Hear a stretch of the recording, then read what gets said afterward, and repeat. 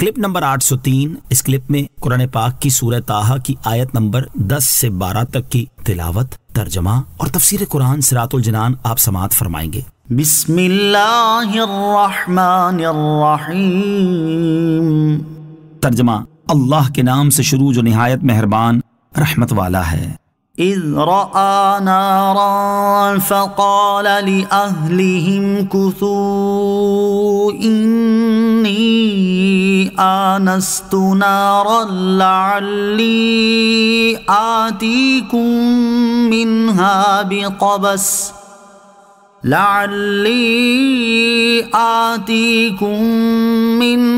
بقبس أو أجد على النار هدى۔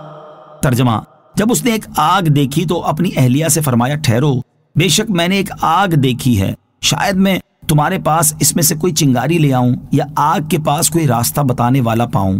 اذ رأى نارا، جب اس نے ایک آگ دیکھی، جب حضرت موسیٰ علیہ السلام نے آگ دیکھی تو اپنی زوجہ محترمہ سے فرمایا، آپ یہیں ٹھہرو، میں نے ایک جگہ آگ دیکھی ہے، اس لیے میں جاتا ہوں، شاید میں تمہارے پاس اس آگ میں سے کوئی چنگاری لے آؤں یا مجھے آگ کے پاس کوئی ایسا شخص مل جائے جس سے درست راستہ پوچھ کر ہم مصر کی طرف روانہ ہو سکیں۔ زوجہ اہل بیت میں داخل ہے۔ اس آیت میں حضرت موسیٰ علیہ السلام کی زوجہ کو اہل فرمایا گیا۔ اس سے معلوم ہوا کہ بیوی اہل بیت میں سے ہوتی ہے، اور یہ اس بات کی دلیل ہے کہ سرکار دو عالم علیہ السلام کی ازواج مطہرات رضی اللہ تعالی عنہن آپ علیہ السلام کے اہل بیت میں داخل ہیں۔ فلما أتاها نودي يا موسى إني أنا ربك فاخلع نعليك إنك بالواد المقدس طوى۔ ترجمہ، پھر وہ جب آگ کے پاس آئے تو ندا فرمائی گئی کہ اے موسیٰ، بے شک میں تیرا رب ہوں، تو اپنے جوتے اتار دے، بے شک تو پاک وادی طوا میں ہے۔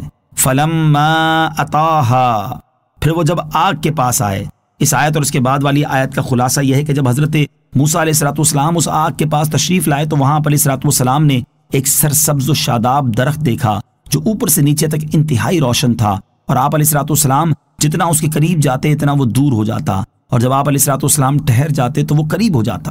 اس وقت آپ علیہ السلام کو ندا فرمائی گئی کہ اے موسیٰ، بے شک میں تیرا رب ہوں، تو اپنے جوتے اتار دے، کہ اس میں عاجزی کا اظہار، مقدس جگہ کا احترام اور پاک وادی کی خاک سے برکت حاصل کرنے کا موقع ہے۔ بے شک تو اس وقت پاک وادی طوا میں ہے۔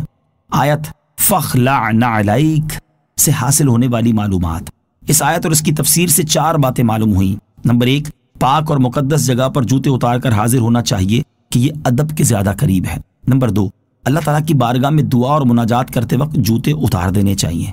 نمبر 3، مقدس جگہ سے برکت حاصل کرنے کے لیے اس کے ساتھ اپنا بدن مس کر سکتے ہیں۔ نمبر 4، مقدس جگہ کا ادب و احترام کرنا چاہیے کہ یہ انبیاء علیہ السلام کی سنت ہے۔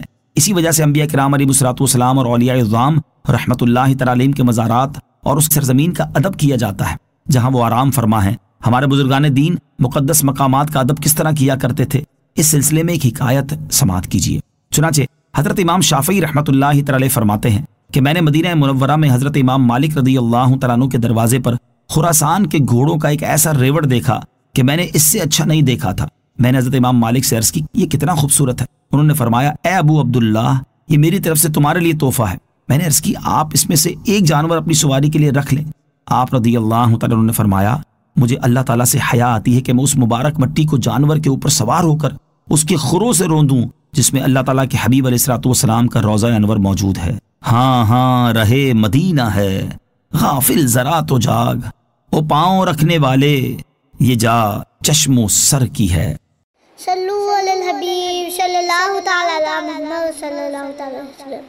مجھے اپنی اور ساری دنیا کی لوگوں کی اصلاح کی کوشش کرنی ہے انشاءاللہ عز و جل۔